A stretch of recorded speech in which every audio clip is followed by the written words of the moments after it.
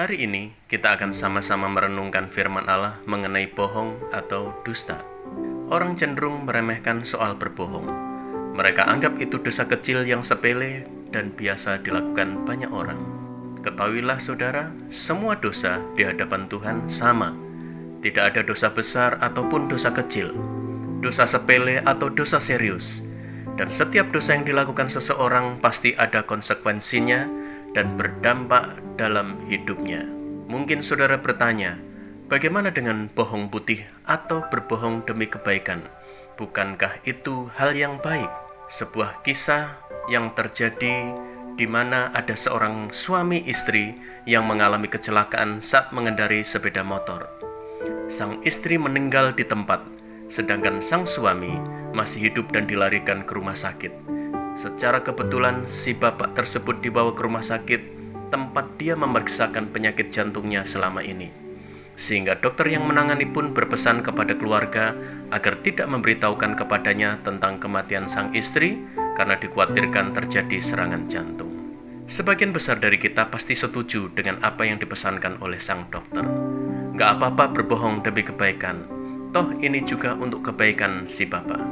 Saudara, kita harus ingat firman Tuhan, bahwa mati hidup manusia di tangan Tuhan, bukan ditentukan oleh kabar yang mengejutkan. Mendengar kabar kematian istrinya, dia sempat syok, tetapi kemudian dia mau menerima kenyataan dan bangkit kekuatan yang dari Tuhan. Dia katakan bahwa apa yang Tuhan kerjakan baik adanya. Memang tidak dapat dipungkiri ada orang yang mati karena terkejut, kemudian terjadi serangan jantung. Tetapi sekali lagi firman Allah mengatakan bahwa umur manusia Tuhan yang tentukan, dan jangan ini menjadi alasan bagi kita untuk berbohong demi kebaikan. Dalam keadaan terjepit sering menjadi alasan seseorang untuk berbohong, seperti contohnya Petrus. Karena takut mati dia berani berbohong dan menyangkal sebagai murid Yesus.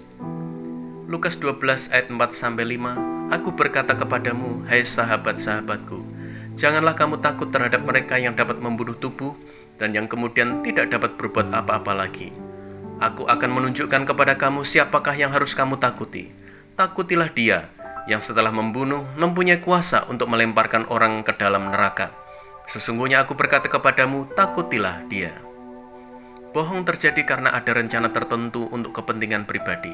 Seperti Saul yang berbohong kepada Nabi Samuel soal kambing, domba, dan lembu yang harusnya ditumpas.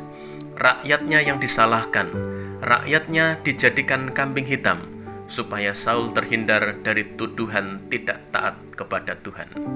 Ada orang yang berani berbohong hanya karena cari perhatian orang, dia ingin dianggap mampu atau hebat. Dan ini dilakukan oleh Ananias dan Safira. Mereka berbohong bahwa yang mereka persembahkan adalah seluruh hasil penjualan tanahnya, padahal hanya sebagian. Hari itu, keduanya mati karena mereka membohongi Roh Kudus.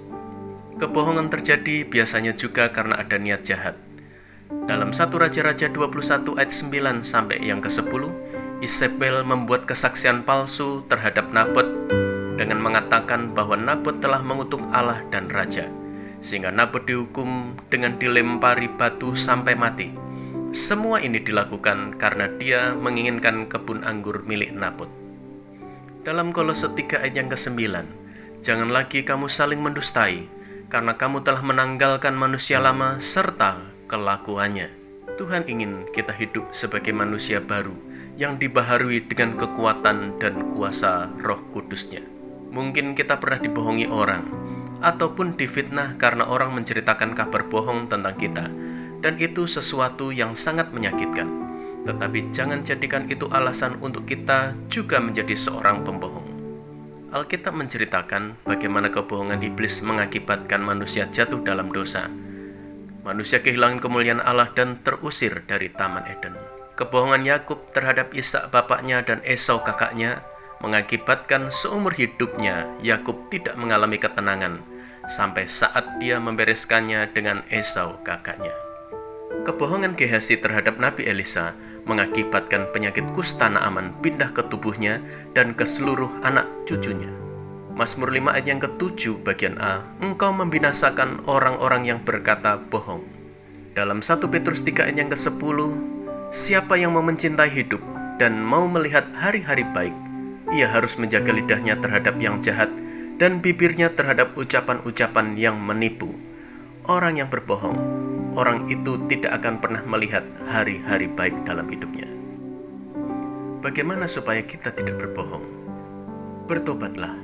Kisah Rasul 3 ayat yang ke-19, karena itu sadarlah dan bertobatlah supaya dosamu dihapuskan. Miliki Yesus dan firman-Nya dalam hidup kita. Dalam 1 Yohanes 5 ayat yang ke-20, akan tetapi kita tahu bahwa anak Allah telah datang dan telah mengaruniakan pengertian kepada kita, supaya kita mengenal yang benar, dan kita ada di dalam yang benar, di dalam anaknya Yesus Kristus. Dia adalah Allah yang benar dan hidup yang kekal. Mazmur 119 ayat 104. Aku beroleh pengertian dari titah-titahmu, itulah sebabnya aku benci segala jalan dusta. Firman Allah membawa orang berjalan dalam jalan kebenaran.